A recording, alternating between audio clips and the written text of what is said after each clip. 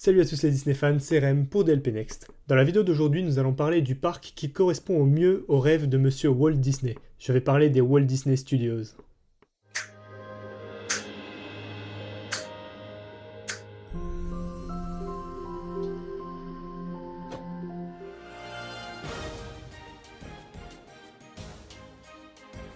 Cette introduction peut vous paraître bizarre, mais à l'origine, Walt Disney avait pour projet de faire visiter ses studios en Californie, et ensuite de rajouter une petite partie avec la rencontre des princesses et des différents personnages Disney, permettant ainsi aux visiteurs de découvrir tout le travail de conception pour les différents films d'animation, et de rencontrer leurs personnages favoris, mêlant ainsi l'imaginaire au travail concret de tous les grands réalisateurs des classiques Disney. Cette idée, vous l'aurez compris, c'est très exactement ce qu'est les Walt Disney Studios. Un endroit où on peut découvrir exactement comment sont conçus les films d'animation Disney, tout en vivant la magie au sein de tous les personnages Disney et Pixar. Mais comme vous l'aurez compris, le premier parc Disneyland était très loin de cette idée, et par la suite, des parcs Walt Disney Studios ont été créés pour coller un petit peu à cette idée initiale de Monsieur Walt Disney. C'est dans cette idée qu'à la création du parc Disneyland Paris, toute l'équipe des Imagineers avait pour projet de créer une attraction centrée sur la création des grands classiques d'animation Disney à côté du parc. Cette attraction ayant pris de plus en plus d'ampleur, cela parut à un moment donné évident de créer un second parc. Ce projet, appelé à la base DMSE, ne verra jamais le jour à cause de gros problèmes financiers de Disneyland Paris.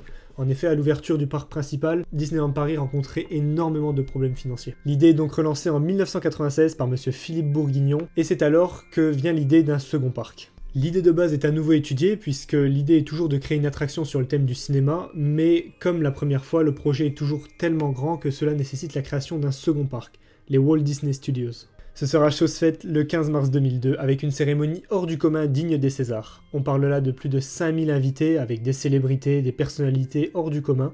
L'idée de base du parc, vous l'aurez bien compris, c'est d'accueillir le plus de monde possible et surtout de les faire rester le plus longtemps, parce qu'en effet, le premier parc ne suscitant pas l'intérêt de tout un week-end, il était intéressant pour les Imagineers de créer un second parc permettant aux visiteurs de rester un week-end entier à Disney et de profiter ainsi des hôtels. Le parc Walt Disney Studios est le 5e du type créé dans le monde, et il a été créé spécialement pour les 10 ans du parc Disneyland Paris. L'occasion rêvée pour créer encore plus de magie et ouvrir la destination à encore plus de monde.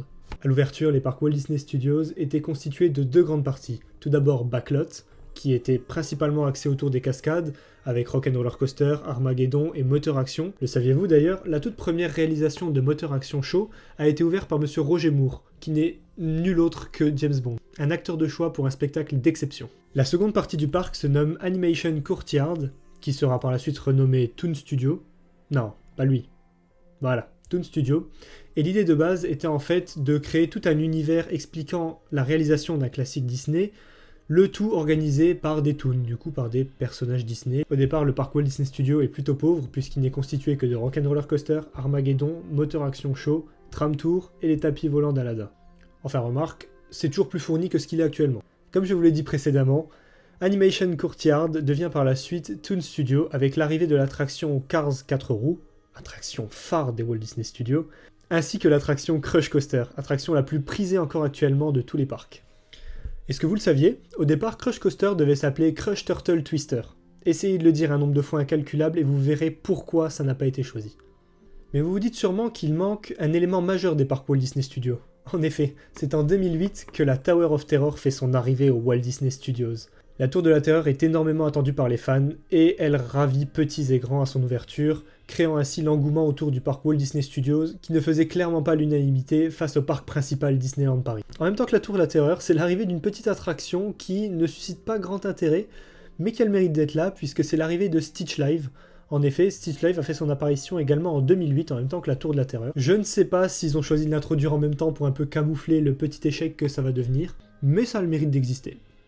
Autre petite anecdote, la même année, les parcs Walt Disney Studios ont accueilli un spectacle High School Musical, chorégraphié et organisé par les chorégraphes des films, donnant ainsi un spectacle incroyable mêlant univers américain avec univers européen, qui ravit à l'époque petits et grands dans un univers plein de danse et de chansons. 2 ans plus tard, nous sommes donc en 2010, le parc Disneyland, donc Disneyland Paris et Walt Disney Studios, décide de mettre en place le New Generation Festival, visant à introduire tous les nouveaux personnages Disney et Pixar au sein des parcs. C'est donc l'arrivée des Indestructibles, de la Princesse et de la Grenouille, de Rémi, de Ratatouille, ainsi que des personnages de Toy Story. Et pour marquer le coup, c'est l'arrivée du fameux Toy Story Playland au Walt Disney Studios. À savoir que les Toy Story Playland de Disneyland Paris, enfin des Walt Disney Studios de Disneyland Paris, sont les tout premiers au monde. En effet, les autres parcs ont par la suite construit des Toy Story Playland, mais le nôtre est le tout premier à avoir été construit. Une petite fierté. Avec l'arrivée de Toy Story Playland, c'est 3 nouvelles attractions qui font leur grande arrivée, le Parachute Drop, RC Racer ainsi que Zigzag. Des attractions encore aujourd'hui ultra prisées et un land qui est selon moi l'un des mieux décorés de tous les parcs Disney. Nous continuons à avancer dans le temps et nous arrivons à ce qui est selon moi la meilleure thématisation que Disney n'ait jamais fait, la création du quartier parisien avec l'arrivée de l'attraction Ratatouille ainsi qu'un restaurant et une boutique souvenir. La zone est selon moi une des mieux décorées de tous les parcs puisque l'ambiance y est parfaitement retranscrite et ça ne donne vraiment pas l'impression d'être dans un parc d'attractions. On a souvent cette impression-là notamment dans le parc Europa Park, puisque tout est construit autour de villes traditionnelles, et là on peut dire que Disneyland a vraiment mis le paquet parce que c'est super bien réussi. La zone n'est pas très grande, mais on a vraiment l'impression d'être immergé en quelques secondes dans un univers parfaitement retranscrit. Comme je vous l'ai dit donc, c'est donc l'arrivée d'une attraction Ratatouille qui plonge les visiteurs à taille réduite, donc à la taille de rat, dans tout un scénario axé autour des différentes scènes du film. L'attraction est prisée du matin au soir, c'est également une grande réussite des parcs Walt Disney Studios. Pour accompagner cela, ils ont donc également créé un restaurant, le restaurant Chez Rémy. Très content d'avoir un restaurant qui porte mon nom. Le restaurant est vraiment sympa, j'ai eu l'occasion d'y manger une seule fois, et je vous recommande vraiment fortement ce restaurant qui change un peu de tout le reste. Par contre attention, c'est un budget assez élevé, mais la qualité est au rendez-vous. Cette zone accueille également chaque année le rendez-vous gourmand, petite nouveauté d'il y a 2 ans maintenant au Walt Disney Studios, avec des petits cabanons qui viennent présenter la nourriture d'un peu partout dans l'Europe, permettant ainsi de découvrir des nouvelles cultures et d'enrichir un peu la possibilité de manger sur le parc. Une grande réussite. Pour venir un peu sur les spectacles, le Walt Disney Studios a connu plein de parades et plein de différents spectacles, notamment le spectacle High School Musical dont je vous ai parlé tout à l'heure.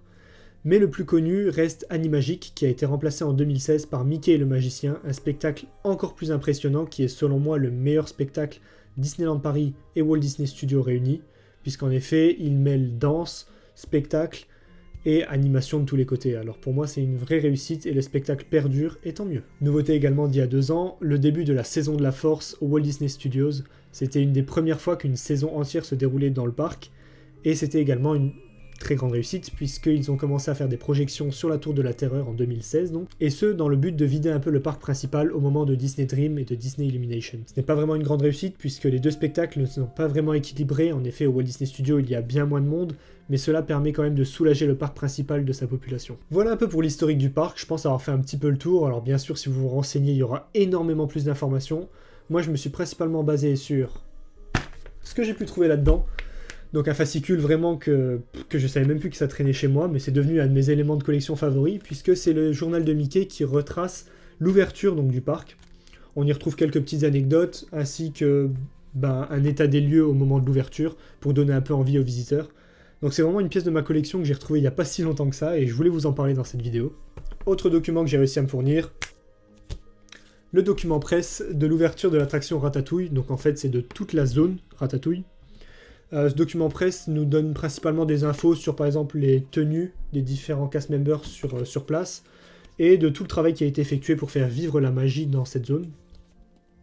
Donc c'est vraiment un document que j'ai adoré trouver pour pas trop cher, 8 ou 9 euros, quelque chose comme ça, et c'est un bel élément de collection. Pour le reste des informations de cette vidéo, je me suis renseigné principalement dans ce livre sorti pour les 20 ans du parc.